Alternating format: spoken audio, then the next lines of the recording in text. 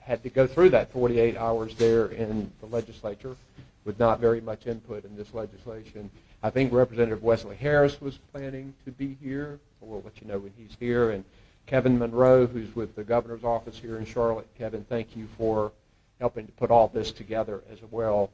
We're here to talk about the legislation that was rammed through in a very short period of time in the state legislature with no public input, no amendments allowed, that significantly restricts women's access to reproductive freedom.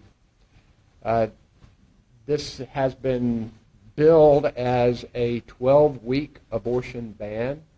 I think you're going to hear at this forum that it absolutely is not that. It greatly restricts women's access to abortion at any time, but certainly with medication abortion, limited by law to 10 weeks when doctors can go beyond that now, shows that it has restricted women's reproductive freedom within the first 12 weeks, unlike the advertisement of this ban.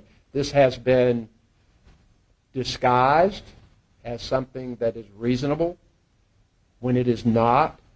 And if something's a reasonable compromise, you certainly shouldn't be afraid to have it discussed and questions asked and amendments put forward if you believe it's a reasonable compromise. I'm going to veto this legislation Saturday. We're going to make sure that people understand during this week what is in this legislation.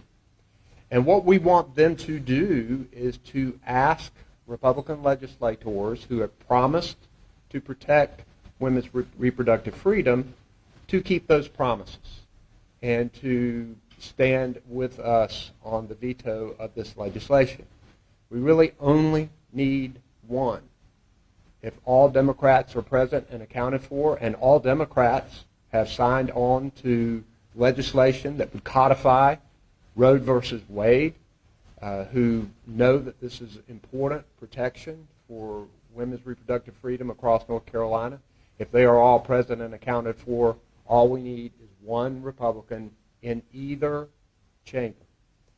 And that's what this discussion is going to be about today, is actually what this bill does, since many legislators on the floor could not answer simple, basic questions about what's in this legislation. We're going to take a little dive into it today. We have with us today Dr. John Albert, who is with Novant, with maternal fetal medicine, and I'm going to let you introduce yourself in just a minute, Dr. Albert. We have Tina Marshall with us, who is the founder of the Black Abortion Defense League. Of course, we have Senator Natasha Marcus, who is with us today. We have Calla Hales, who is the executive director of a preferred women's health center. We also have Shannon Bowerly, who is the executive director of Project Enough. And we also have Dr. Catherine Ferris, who is the chief medical officer of Planned Parenthood in the South Atlantic. I'm going to let you guys, I've already said your names, but if you could just give us a little bit about your experience, and then I'm going to kick us off with the first question. But Dr. Albert. Yes, I'm John Albert, and I am a board-certified obstetrician and maternal fetal medicine specialist who's been practicing in Mecklenburg County for over 30 years. I am a member of the American College of OBGYN, the North Carolina Medical Society, past president of the North Carolina OBGYN Society, and a board member of the Society of Maternal Fetal Medicine. All of these organizations have come out and strongly opposed Senate Bill 20. Thank you, sir. Ms. Marshall. Yeah, I'm a founder of Black Abortion Defense League, also known as Battle, and I'm here because I want to make sure that those that are in marginalized communities get the help that they need, the health care that they need. This bill will be devastating if it goes through. Thank you. Senator Marcus. Thank you, Governor Cooper. I'm Natasha Marcus. I'm proud to represent the people of Senate District 41. Davidson is my home.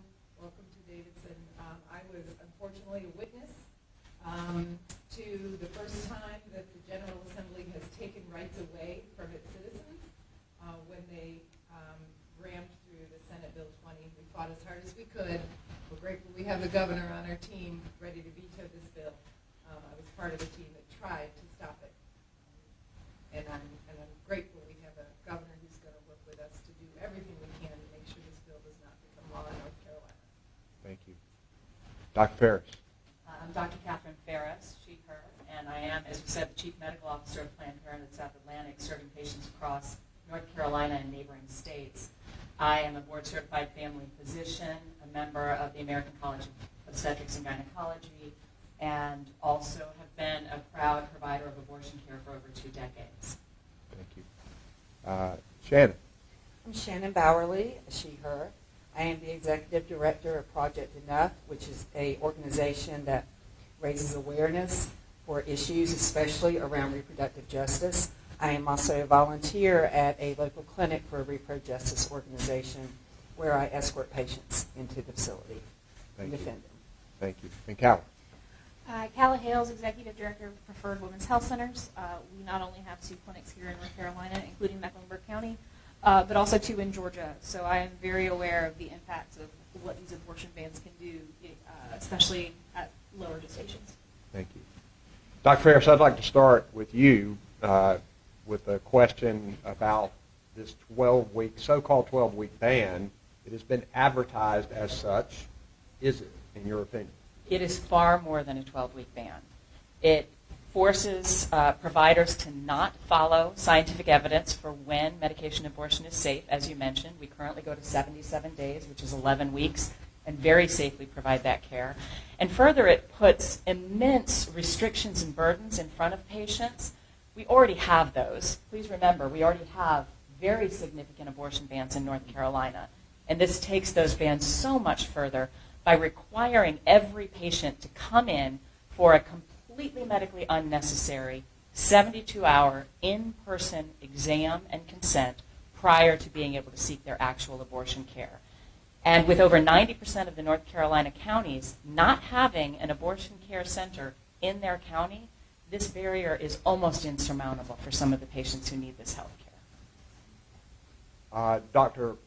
Albert, what would this mean for the women that you treat? What would this legislation do? This legislation is dangerous for all women of reproductive health, but particularly those that are economically disadvantaged or women of color.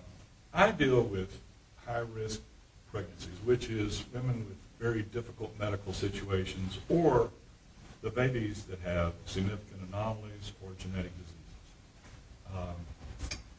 And we do exams at 12 weeks where we see certain markers that there may be a problem for a baby. And we're not going to know what that means until well after 12 weeks as you get into the 20 weeks. And the law is just very vague. And this is a very And when you're talking about the law, this current bill that we're talking about. bill is very vague. And I have been doing this for 30 years. And when a woman is deciding because of her own health, whether she has cancer or her baby's life is going to be very limited, it's a very emotional, family-driven, ministers are involved in making this decision. The last thing we want is to be fearing what some attorney or politician is going to do because of the decision she needs to make. That's where I see the biggest impact. So have you looked specifically at the bill to determine what things you think are vague and how would that affect not necessarily your treatment of a patient, but a lot of doctors who would be dealing with the patient? I've read it several times, and I cannot figure several things out. I mean, I think there are a lot of laws that can be interpreted in different ways. I mean, we deal with that now, but this law to me is very vague, and I would be very fearful of any kind of punishment that can be just interpreted And there's just no clear definition The of what is life- life limiting. Yeah, the life limiting part I was going to ask you about is how would you necessarily interpret that? Yeah. I mean, there are conditions that are always going to not survive.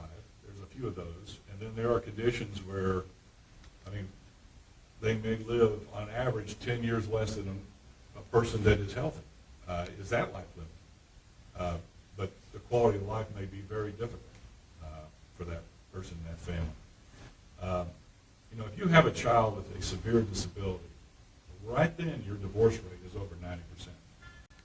Women will often choose not to get pregnant again because their time is so consumed with taking care of a child with a significant disorder. And for them not to make that decision, I have a lot of patients who put a lot of thought into it and decide to have a child with certain disorders. But I want them to make that decision on their own. We had a patient recently that had a significant anomaly that was probably not compatible with life, but we weren't sure. And we were going to send her to a referring hospital that deals with this particular condition that can do fetal surgery. But she was right up against a 20-week range, and she couldn't get up there in time and make a decision. And so she terminated the pregnancy because she was worried in North Carolina she wouldn't be able to get it done on time. This is under the present law. This is under the present law. And a 12-week rule is even more hindering. Tina, what would the 3 in-person meeting requirements spaced out for medication abortion, what would that do to women that you help? Yeah,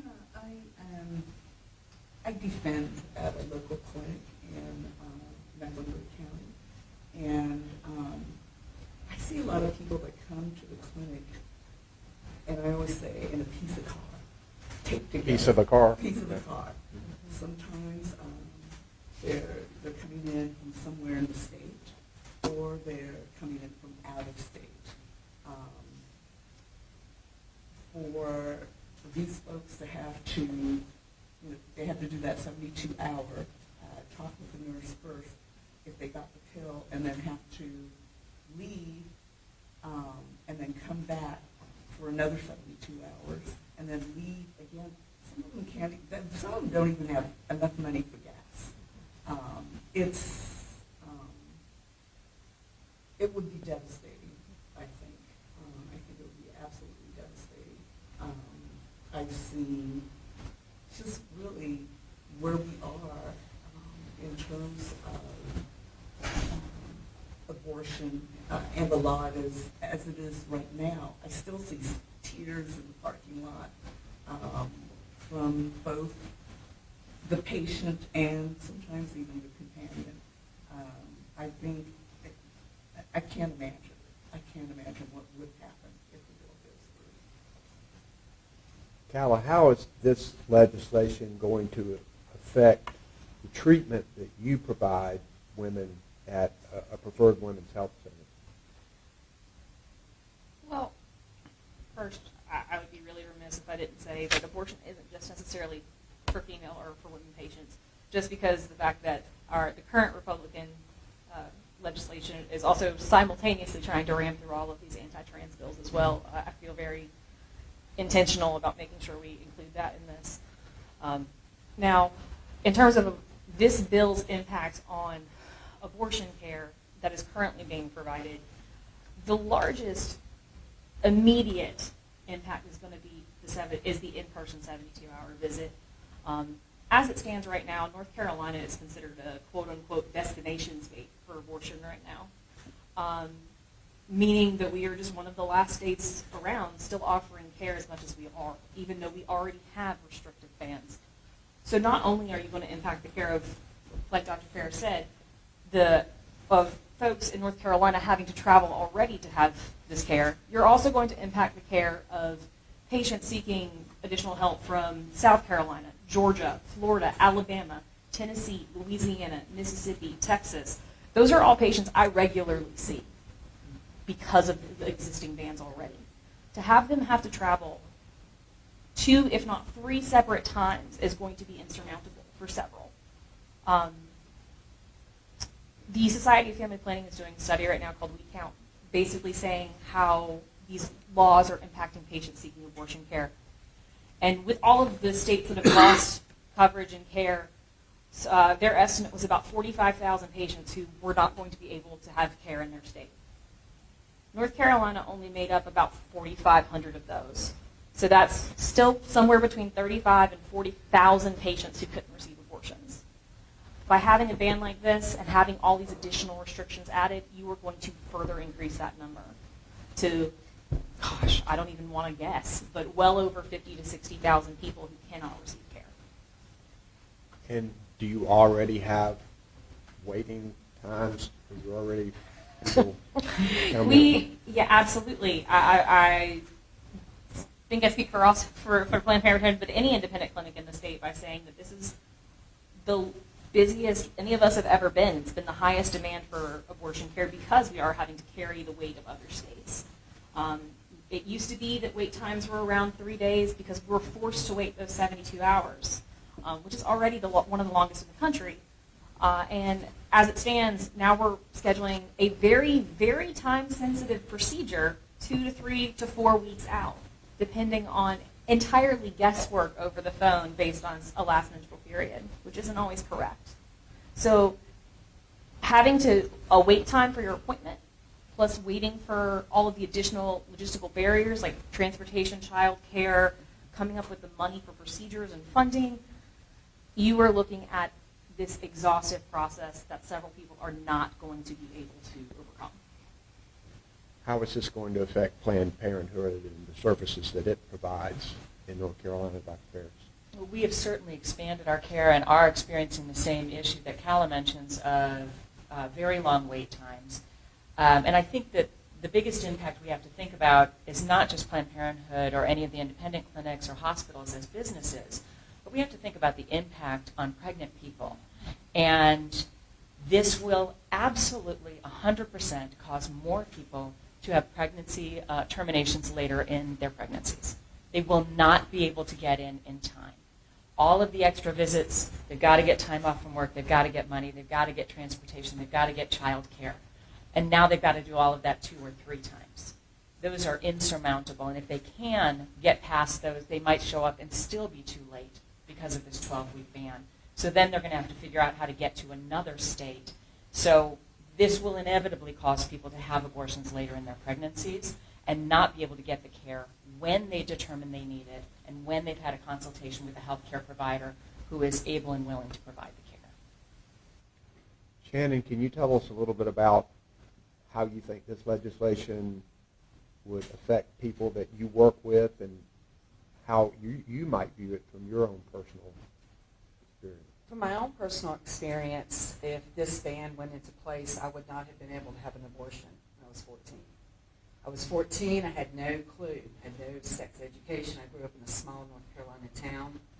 I was so desperate to stop this pregnancy. I went into my aunt's pool in February, middle of February, trying to shock my body into getting my period.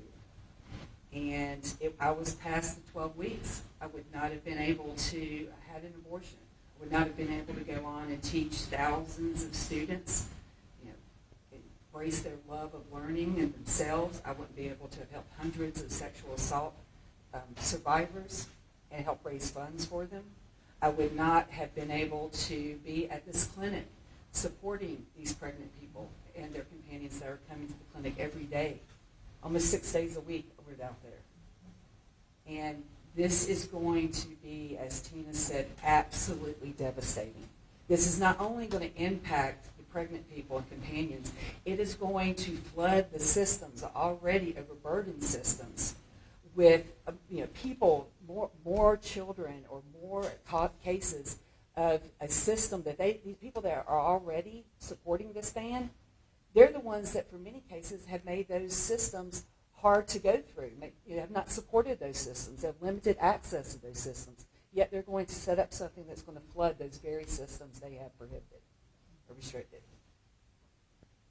Thank you for the service that you're giving to all of those people now. Grateful for that. And this may be for Dr. Albert and Dr. Ferris, but how many of these new restrictions are medically necessary and are None. zero? Okay. None. Absolutely none of them. The restrictions under our current bans are medically unnecessary, and this just takes it to the next level. As healthcare providers, we are well trained in the best science, the most up-to-date medical evidence of how to provide care, and most importantly, how to consent a patient so that they can make the right choice for themselves. There is no reason that a legislator should ever be making a healthcare decision for a patient. And a step further, these bans will absolutely cause patients to go out, as Shannon talked about, and try to self-manage their abortion. Now, should a patient choose to do that, there are many reasons that people choose not to interact with the healthcare system. That is fine if it is their choice. But when we pass a law like this, we force people to go out and try to obtain their own health care without the assistance of a trained professional, and that creates dangerous and potentially life-threatening situations. Dr. Albert. First of all, the 12-week ban has got no scientific backing for that number. And that's going to change a lot of care that we provide. Patients are going to have more invasive diagnostic tests earlier that they would have avoided by waiting, which means you're going to have more miscarriages. Personally, I expand my healthcare providing services to this area right here, Rock Hill, Gastonia, because I want women to not take off work to come visit me. It's too much. It's expensive. And you can do a lot with telemedicine and save a lot of money for that patient in time off of work and time in travel. And so this in-person interview 3 days in advance is ridiculous. I'm not old enough to be practicing medicine pre-1973, but I trained with a lot of people who did. And we do not want to go backwards. When you were a resident back in the late 60s, you spent your whole Saturday night taking care of teenage women, 38-year-old women who sought an illegal abortion from a non-medically trained person, and they were in septic shock, and several would die during that next week. We just don't want to go backwards. I'm just begging, please, don't make North Carolina go backwards. Dr. Ferris and maybe Cal as well, can you tell me a little bit about the truthfulness of the information that the doctor is required to give the patient? We have an interesting law in North Carolina because it says we have to give medically accurate information. So during the 72-hour consent, we are required to say, for example, what is the risk of death with an abortion compared to a full-term pregnancy. So we explain to a patient that if they choose to continue this pregnancy, they are 10 times as likely to die. Now, if they are a woman of color, that number goes up even higher because we know that women of color are even more likely to die in childbirth. We need to get away from the idea that pregnancy is a benign condition. It is not, and patients deserve to make their own healthcare choices based on their own values, their own health conditions, the state of their family, and all of those factors are too nuanced for any ban with any number of exceptions to take into account every patient's needs. Tina, what would you want to say to legislators who had promised to protect women's reproductive freedom and now are in a position to keep that promise? Do it. I mean, there's not much more I can say. I mean, I knocked on a few doors when I was in Raleigh. Nobody would open the door, but the people that I needed to open the doors wouldn't. But I can't imagine, like if it had been me, because I've had an abortion, I wouldn't have been able to do all of the things that I've done in life. I wouldn't have my child. I wouldn't have the child that I have today if I didn't have access to abortion. I don't know what else. I don't know what else to tell them except please do it. Do it. Senator Marcus, you've been in the legislature for a while, and there's oftentimes a lot of that legislation that can move pretty fast, and it can be pretty technical. And sometimes legislators vote for things and recognize that legislation wasn't what they thought and wasn't what was presented to them, and sometimes they will come back and change their vote and change their mind because they learned something about the legislation that they didn't know. Can you give us a little flavor of what was going on in the legislature and the kinds of questions that were asked in the brief time that you had to ask those questions on the floor of the Senate? Yes, so I have never seen legislation move at the speed at which this bill did. It was crafted completely in secret by, we now know, probably men, none of whom are doctors or have any medical background, rolled it out almost at midnight on a Tuesday night, and was heard the very next day on the floor of the House, and then the very next day in the Senate. The main bill sponsor had to admit when we were asking very basic questions about things that I hope we'll be able to address, like, for example, how does this medical emergency exception really work? Because it's a pretty restrictive exception. She had to admit she'd only read the bill yesterday for the first time. She's the main sponsor of the bill. So that tells me there's a lot of people who not only voted for the bill, but were literally sponsors, the ones pushing it through the chamber, who don't know what's in this bill and do not understand the ramifications of it. The bill reeks of a lack of respect for women and what it means to force someone to be pregnant against her will and force her to go through childbirth against her will. I don't think they understand, Governor, and I hope that they will take these 10 days that you're giving them to educate themselves about the bill, and when they learn what they need to learn, change their mind and change their vote.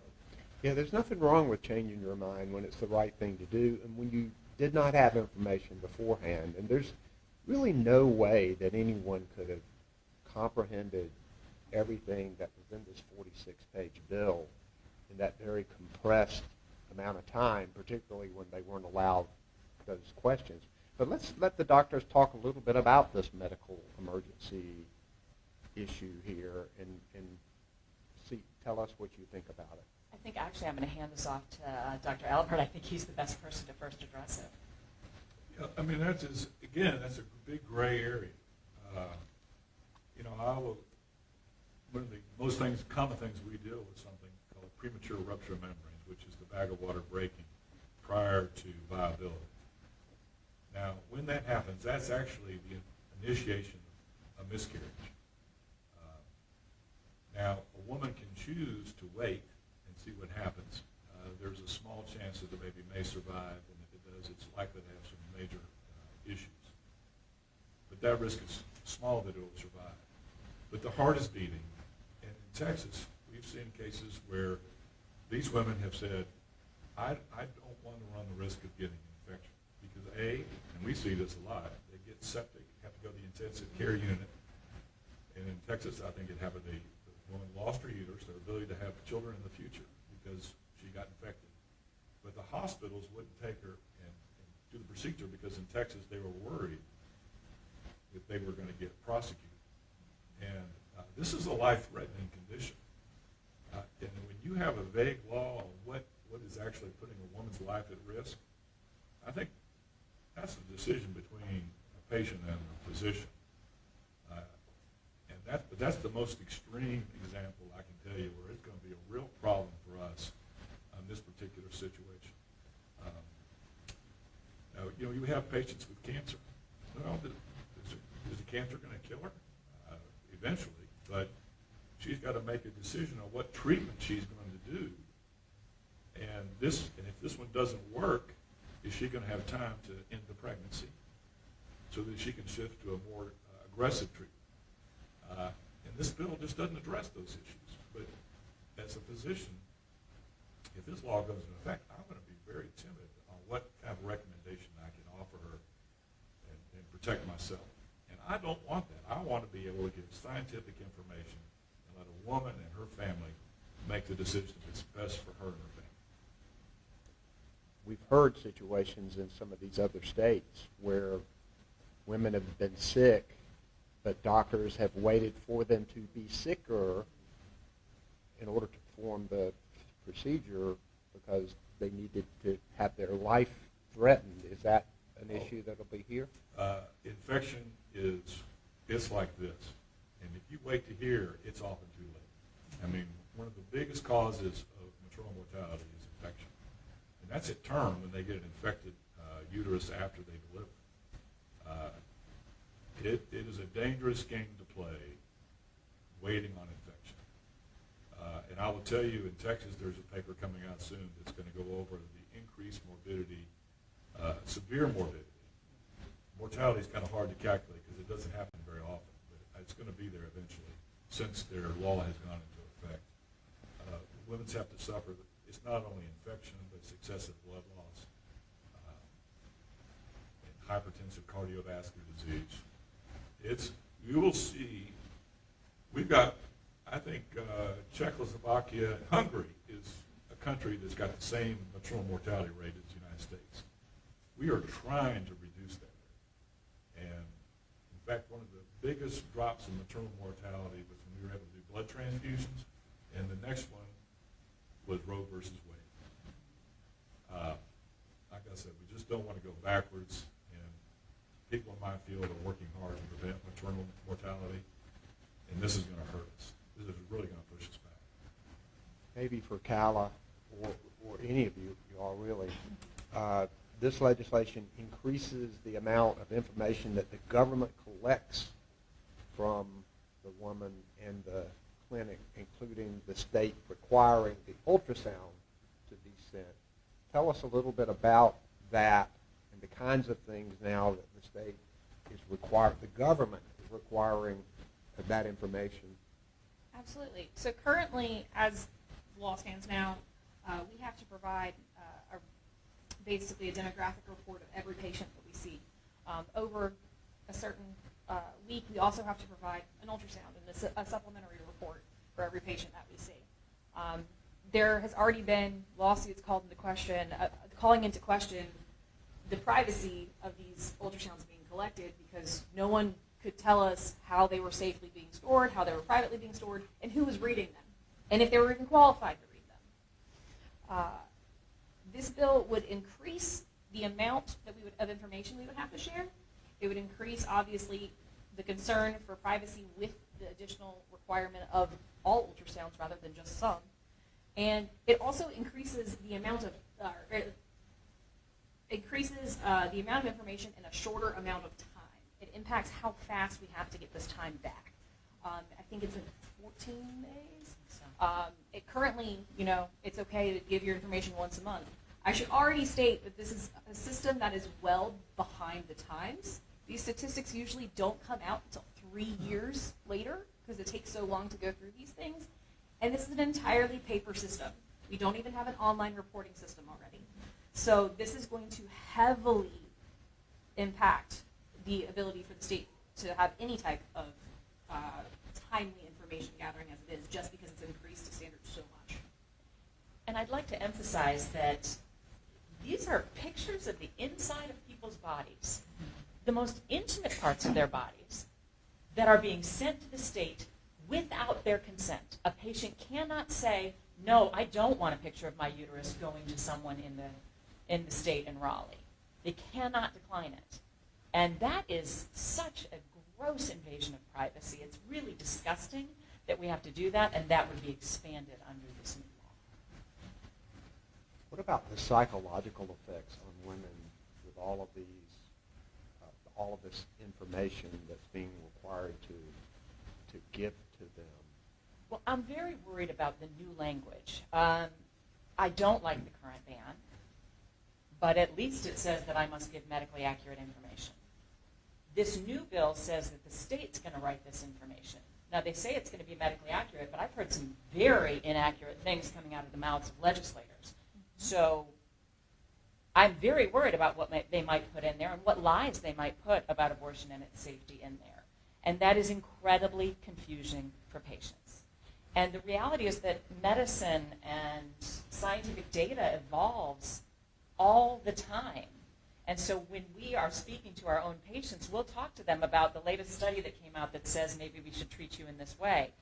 There's no way for a state-mandated consent form to keep up with So I'm very concerned that it will confuse and frighten patients unnecessarily. I'll jump off the back of that to also say that why, as it stands, legislators can't even explain this bill right now. But continuing to throw out information like this in a space where misinformation is already rampant and already confusing patients increases desperation of patients as well. They're too busy trying to sort out what's real and what's fake that they're losing time. They're becoming more and more nervous, upset. I mean, quite frankly, it's traumatizing to have to be up against all of these ticking clocks and trying to do the best thing for you as yourself and your body. So I'm personally very concerned about the level of, I mean, for a lack of a better word, just the level of trauma that this is going to impact on any childbearing person seeking abortion care. And they're not being able to give informed consent at all. The lack of knowledge, the misuse of knowledge, there's not informed consent. There's a lot more that we can talk about here, but I think that this baseline of basic information about this legislation shows what an absolute disaster this legislation is for our state. And when all we need is one Republican to go to the leadership and say, we don't need to do this now, I think that that is something that I hope that the people of Mecklenburg and surrounding counties will talk to their legislators.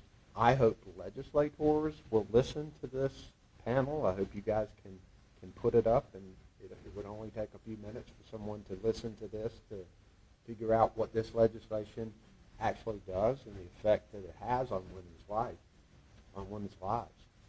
But I'll go around a minute if you have anything to add before we close it out, Dr. Albert. I would just like to speak to the fact that physicians really want to take care of women and get the best outcome that they can and not have to worry about the legal consequences of the advice they give, and patients worry about making decisions that may be called into questioning by somebody outside of that relationship. I've been doing this for over 30 years. I can tell you that it is a difficult time for a woman when she gets news about her own health and how it's going to impact, and the pregnancy might affect her health long term. Is she going to live to raise and be with her kids that she already has? Is she going to be able to have more kids? What's the quality of life her child is going to have? That's a very, very personal time.